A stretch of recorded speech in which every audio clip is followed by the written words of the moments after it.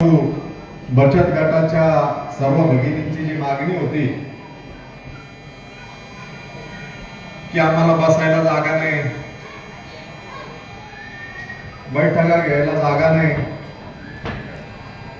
आमची प्रभाग संघाची बैठक असेल आणि त्या दिवशी जर आम्हाला एखादं सभागृह पाहिजे असेल तर आम्हाला त्या ठिकाणाहून चाव्या उपलब्ध होत नाही किंवा त्या ग्रामपंचायतीचा काहीतरी कार्यक्रम असतो, म्हणून आमचं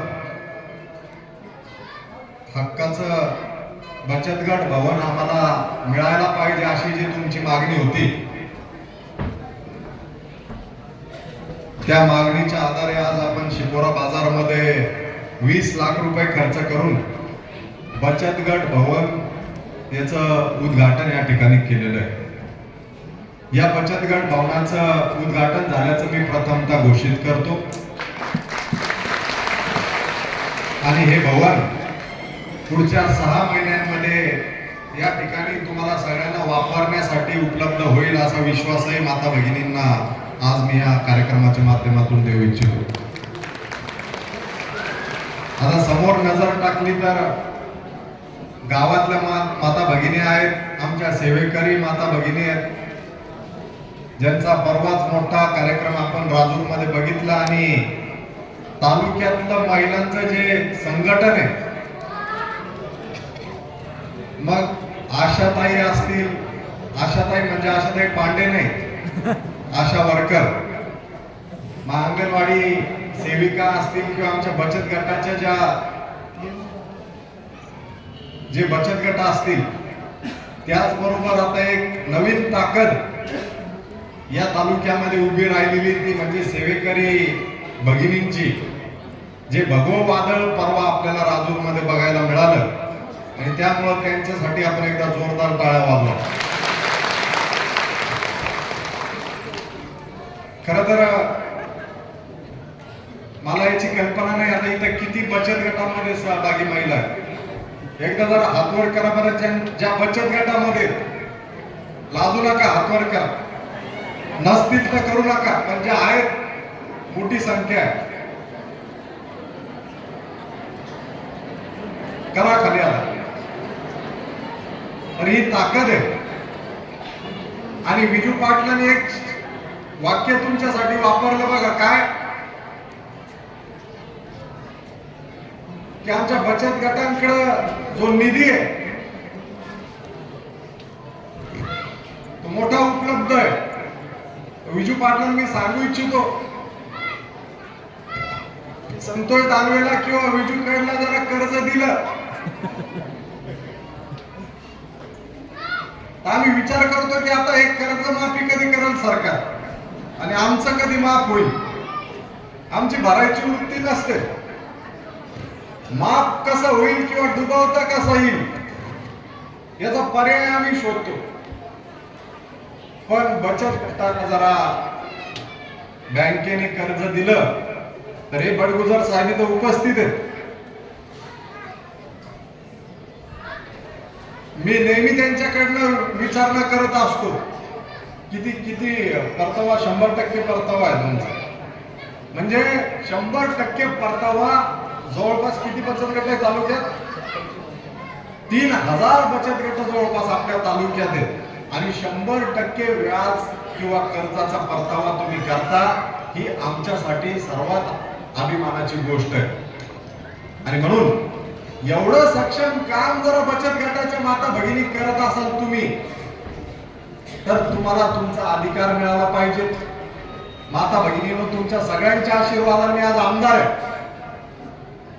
मी वेगवेगळ्या समाजाला त्यांचे सभागृह देतो. मराठा समाजाने मागितलं त्यांना सभागृह, माळीने मागितलं त्यांना सभागृह, कासार समाजाने मागितलं त्यांना, मुस्लिम समाजाने मागितलं त्यांना शादीखाना. आपल्या ज्या 18 पकड जाती आहे, जे कोण समाज सभागृह मागेल मी त्यांना देतो. याच्यात पुरुषांचा सहभाग जास्त असतो. पण एवढं चांगले बचत गट चालवणाऱ्या माता भगिनींनी मला माझ्या मागच्या निवडणुकीला पहिल्यांदा मागणी केली होती की संतोष भाऊ, आम्हाला आमच्या हक्काची ग्राम प्रभाग संघाला हे बचत गट भवन मिळालं पाहिजे. हे आज शिकवण्यातच होत आहे का? तर असं नाहीये. 11 संघ आहेत तुमचे प्रभाग संघ. या 11च्या 11 प्रभाग संघाला आपण आता बचत गटाचं म्हणजे बचत गट भवनाचं उद्घाटन त्या ठिकाणी करतोय. म्हणजे 11 गुणिले 2 म्हणजे 20. 220 म्हणजे 2,20,00,000 रुपये भोकर. म्हणजे 11 सर्कल या तालुक्यात, तसं 11 तुमच्या प्रभाग संघाला आपण 11 कार्यालय दिले. पुढच्या काळात गाव परत बचत गट भवन आपल्याला त्या त्या गावामध्ये बांधायचे. त्याच्यासाठी सुद्धा निधी येणाऱ्या काळामध्ये मी तुम्हाला देणार आहे. थोडंफार आमच्या भजन कीर्तनवाल्या ज्या आहेत त्यांनाही त्यांचा कधी मध्ये वापरायला नाही. तुमच्यातच युद्ध लागायचं. फक्त महिलांसाठी आपण हे करतोय जेणेकरून तुम्ही तुमचं दप्तर सांभाळू शकता, तुमचं रजिस्टर मेंटेन करू शकता. त्याला आपण त्याच्यामध्ये आता कम्प्युटर सुद्धा देणार आहे. आता प्रभाग संघाच्या आपल्या ताईचं नाव काय? शिलाताई. आता तुम्ही एक कोणीतरी चांगलं कम्प्युटर ज्यांना चालवता येईल अशा कोणीतरी प्रत्येक प्रभाग संघाला एक प्रमुख तयार करा. की आता आपल्याला ऑनलाईन करावं लागणार आहे भविष्यात.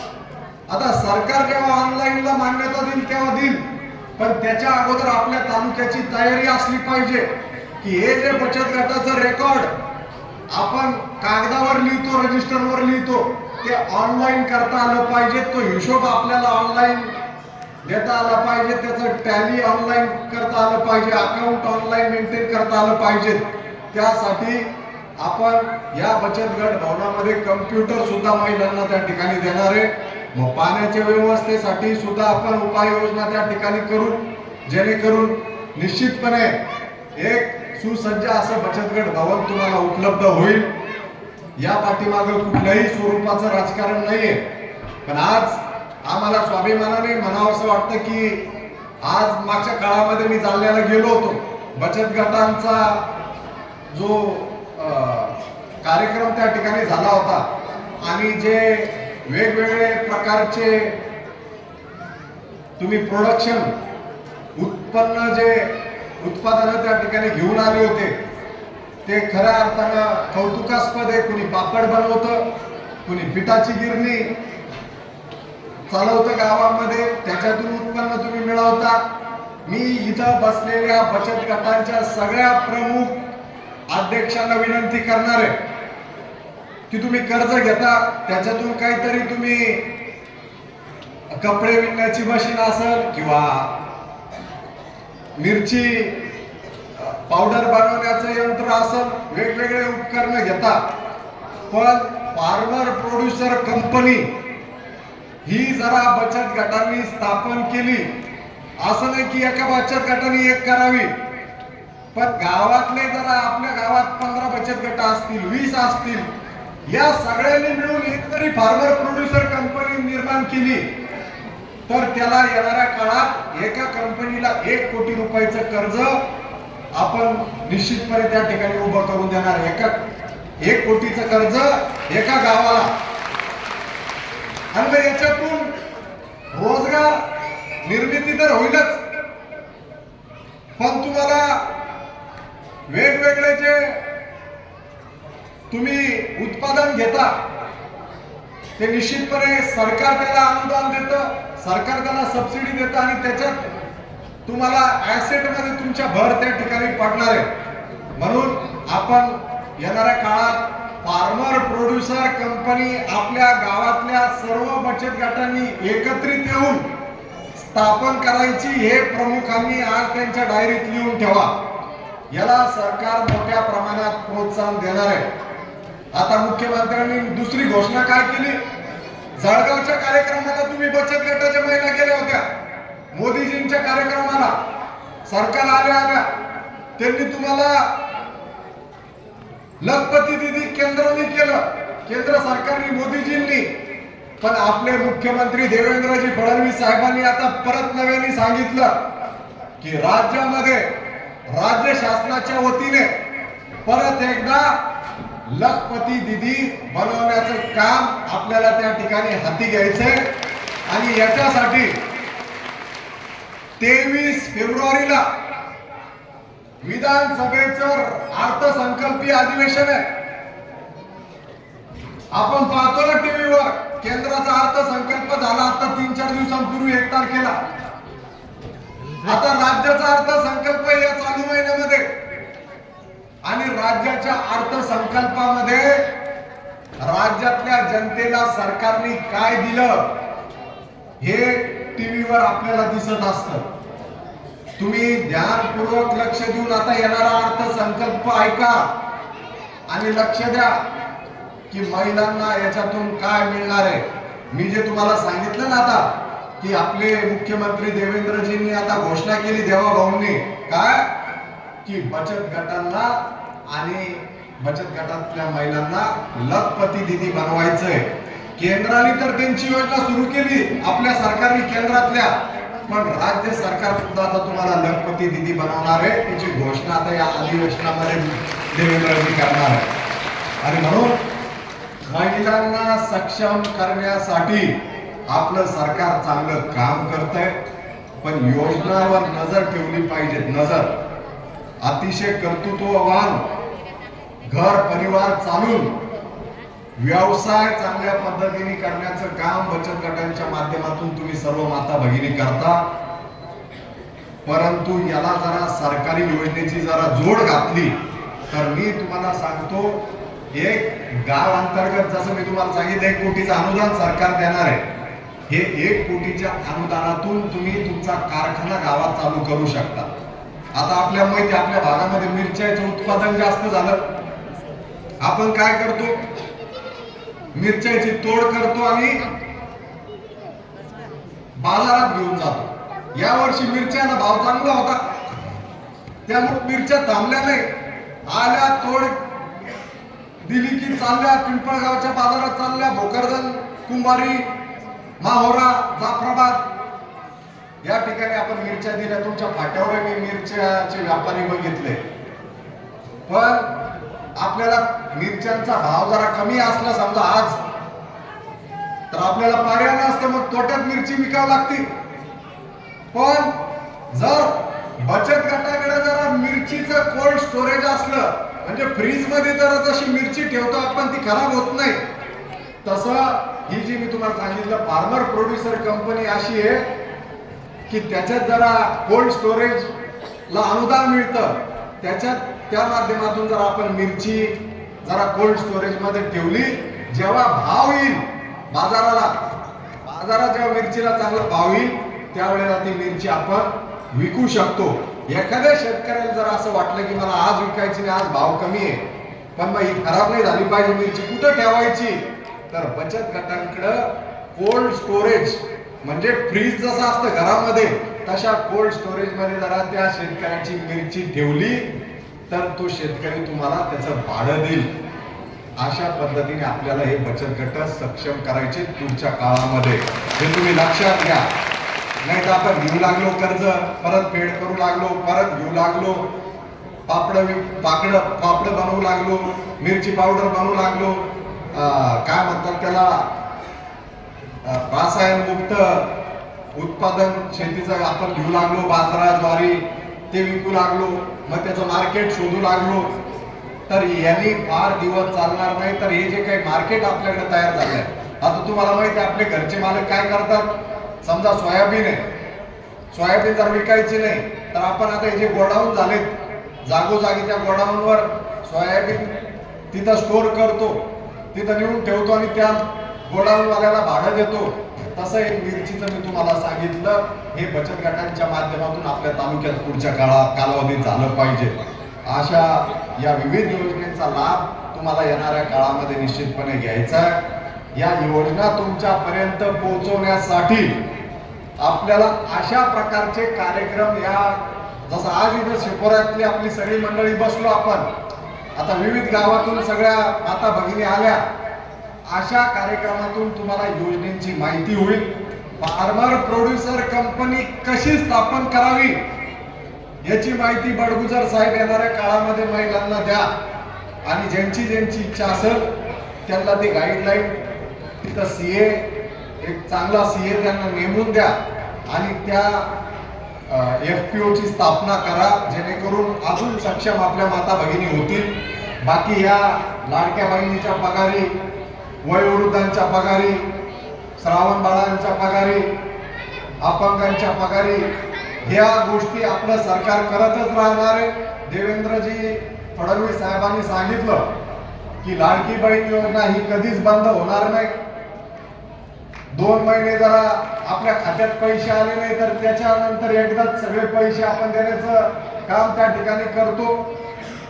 म्हणून लाडकी बहीण योजना बंद होण्याचा विषयच नाही. परंतु लाडक्या बहीण योजनेसोबत आपण जे बचत गट चालवतात त्यांना सक्षम करण्यासाठी, तुमचं उत्पन्न वाढवण्यासाठी मी सांगितल्या त्या गोष्टी आपण करा. नक्कीच तुम्हाला त्या ठिकाणी फायदा होईल हे आजच्या या कार्यक्रमाप्रसंगी सांगतो. आता खेळपैठणीचा काहीतरी मनोरंजन असलं पाहिजे म्हणून विजू भाऊने आपल्यासाठी खेळपैठणीचा या ठिकाणी आयोजित केला. माता भगिनींनो, आज हे जे काही बचत गट भवन आपण या ठिकाणी त्याचं उद्घाटन केलं, असं आज आपण आपल्या तालुक्यामध्ये पुढच्या महिन्याभराच्या आत 11 जागेवर ते तयार करतोय. त्यामुळं मला अतिशय आनंद वाटतो की आपल्या या परिसरासाठी बचत गट भवन आपण या ठिकाणी देऊ शकलो. परंतु आमच्या सगळ्या माता भगिनी यांच्या मागणी असल्यामुळं आज आपण त्याचं भूमिपूजन केलं आणि त्याचं काम तात्काळ चालू करण्याच्या सूचना सुद्धा मी संबंधितांना त्या ठिकाणी दिलेल्या आहेत. मी आपल्यातला आणि कार्यक्रमातला जास्त वेळ न घेता खरं तर आज माझ्या पत्नीलाही आमंत्रित केलं विजू भाऊनी, कड परिवाराने की रेणुताई दानवे आल्या पाहिजे. ती काही राजकारणी नाहीये. तुम्ही म्हटलं की पुढचं आता 33% आरक्षण महिलांना सुटलं म्हणजे तिने राजकारण करावं, मी पोरं सांभाळावं घरी, अशी तुमची इच्छा दिसून लागली. त्यामुळं तिला आता आशाताई राजकारणात, आमच्या आई निर्मलाताई दानवे राजकारणात, तिकडं संजनाताई जाधव राजकारणात, संतोष दानवे राजकारणात, दादांच्या मार्गदर्शक म्हणजे दादा स्वतः राजकारणात. आता माझी बायकोच उरली घरी. तिला राजकारणाला तर कपडे भांडे आम्हाला धुवा लागतील. त्यामुळं संसार करायला घरी कोणीतरी असलं पाहिजे. ती तुमच्या सगळ्यांच्या आग्रह खातराने राजकारणात उतरायला या ठिकाणी आली नाही. तुम्ही बघितलं असेल आम्ही तिथे बसलेलो होतो, ती सारखी सारखी मला बोलत होती. तुम्हाला वाटत असं बाई काय बोलते एवढी आमदार, घरी यांचं काही बोलत होतच नाही, तिथं मंचावर बोलू लागले तो. पण ती मला 2 मिनिटाला म्हणत होती की बाबा ते बघा मला बोलता येत नाही, ते माझं नाव वगैरे घेते. आणि हे काय बाजूनी कळताच्या म्हणू लागले, 2 मिनिटं बोलावंच लागत. मागून ते कळम साहेब म्हणून लागले 2 मिनिटं बोलावंच लागेल. आमच्या सरनाथ आहे म्हणते 2 मिनिटं बोलावंच लागेल. परत विजू भाऊ आले 2 मिनिटं बोलावंच लागेल. तर मला ती सांगू लागली माझ्या हातात थंडी पडले म्हणे, मला काही जे काही माझ्या कानात ती बोलली असेल मला बोलायला लावू नका एवढंच बोलली. त्यामुळं ती काही राजकारणी तुमच्या सगळ्यांना भेटण्यासाठी आली. विजू भाऊंचा आग्रह होता की बाबा आशाताई, आमच्या मोठ्या ताई निर्मलाताई दानवे या नेहमीच येतात, परंतु या आमच्या एका कार्यक्रमाला तुम्ही रेणुताईला बोलवा म्हणून तिला मुद्दामून मी या ठिकाणी बोलवलं आणि आपल्या या कार्यक्रमाला तिला येऊन आनंद झाला. आशाताई नेहमीच आपल्यामध्ये असतात. आशाताईला काय काय बोलायला हवं ते तुम्ही बोला, आशाताईला अडचण नाही. परंतु माता भगिनींनो हे लक्षात घ्या की येणाऱ्या काळात हे बघा आम्ही काय करतो, मी आमदार आहे, पुरुष आहे, मी सगळे कार्यक्रम आम्ही माणसं घेऊन टाकत असतो. गावात एखादं उद्घाटन, आता जर हे जरा सार्वजनिक सभागृहाचं उद्घाटन असतं, तुम्हाला कशाला बोलवलं असतं? आम्ही तर आमचे नारळ फोडतो, काम करतो, सिमेंट रस्त्याचा असेल, व्यायाम शाळेचा असेल, अजून शाळा खोलीचा असेल, एखाद्या स्मशानभूमीचा असेल, आम्ही उद्घाटन करतो. पण त्याच्यात तुम्हाला बोलवलं जात नाही. हा तुमचा कार्यक्रम आहे, बचत गट भवन हे तुमचं आहे, म्हणून आज तुम्हाला या ठिकाणी बोलवलं. तुम्ही सर्वजणी आलात त्याबद्दल तुमचे मनापासून आभार व्यक्त करतो, तुमचं स्वागत करतो. आणि जो कार्यक्रम एवढा शिस्तबद्ध